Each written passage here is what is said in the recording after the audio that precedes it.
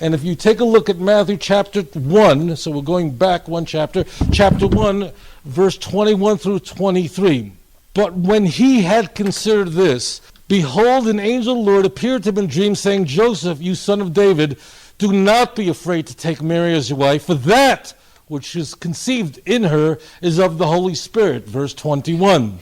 And she will bear a son, he shall call his name Jesus, for he will save his people from their sins. Verse 22. Now all this took place, that what was spoken by the Lord through the prophet might be fulfilled, saying, and here is the quote from the Jewish scriptures, as we are told by Matthew, behold, a virgin shall be with child, and shall bear a son, and they shall call his name Emmanuel, which translated means God is with us. Now, if you had a Christian Bible with you, and you were looking at Matthew chapter 1, verse 23, at the quote, it would tell you that you can find this verse in the book of Isaiah. And it's not in the book of Isaiah, but it's the book of Isaiah, chapter 7, verse 14. And there's the passage that foretells, that prophesies that the Messiah would be conceived of a virgin. And if you follow along with me, you'll notice something strange. How do you say the word virgin in the Hebrew language? Betula. And the word virgin, betula, in Hebrew is such it's a very stable word, because it is the only word in both biblical and modern Hebrew that conveys, that encapsulates virginity. The only word. You will not find this word that appears well over 100 times in the Jewish scriptures. The prophets had no problem using it. It was an important word if they meant to use it, but that word does not appear here. The original Hebrew says, L'chein yitain Hashem hu lachem os, hine Ho'alma hara v'yoledes bein. Behold, ho'alma. What does the word alma mean? It means a young woman. What does the word ho'alma mean? Behold, the young woman is with a child. Okay, so once again, I have to say, it makes me like we're talking about cultural Jewish tradition, his Ashkenazic, like all his Tavs are S's. Yeah.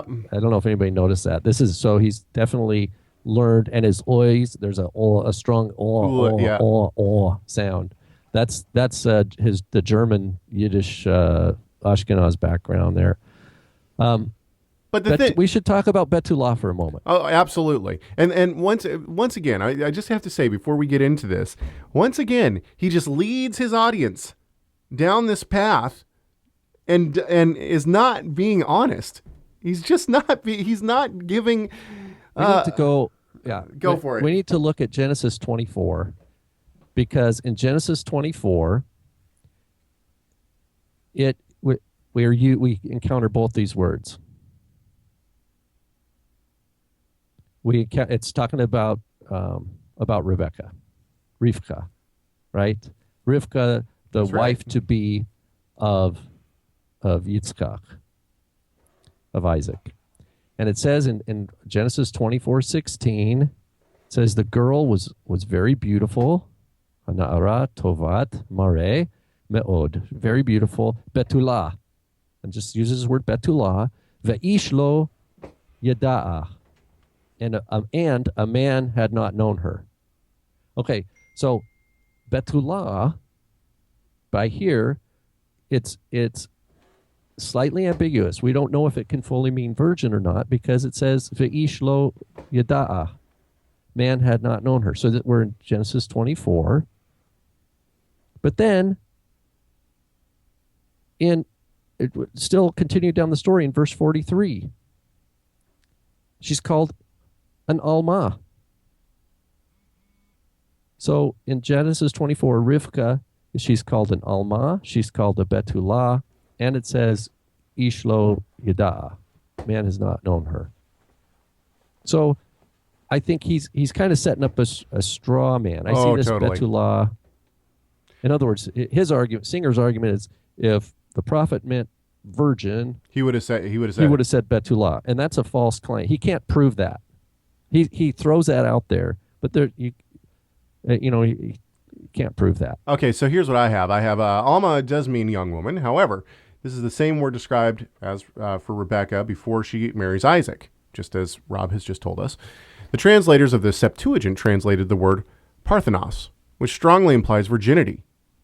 My father writes in his paper on the virgin birth that can be found on TorahResource.com under the article section, quote, "It is interesting to note that every Greek version of the Tanakh translates Alma in Isaiah 7:14 with parthenos until the translation of Aquila, which was 130 CE, who changes parthenos to neonis, I don't know, he didn't give me the Greek here, young woman. It is clear that Aquila's translation was driven by a concern to deprive Christians of a proof text in regard to the virgin conception of Yeshua. And this in itself proves that parthenos was widely understood to mean virgin. So not only do you have this word Alma being used for Rebecca in the Torah, but it seems as though, and the apostolic writers, the person who actually asked this question believes that the apostolic scriptures were written in Hebrew. I disagree with that strongly. I'm quite confident that they were written in Greek. And so I don't think that we have to try to translate the apostolic scriptures back into Hebrew. I think that Matthew was writing in Greek. And so I think that, he's looking at the Septuagint here, and it's saying virgin. So he uses the same word. He's using the same word as the Septuagint. And the Septuagint uses this word because, it can be translated that way. It can be, parthenos can translate, the Alma. That's the point.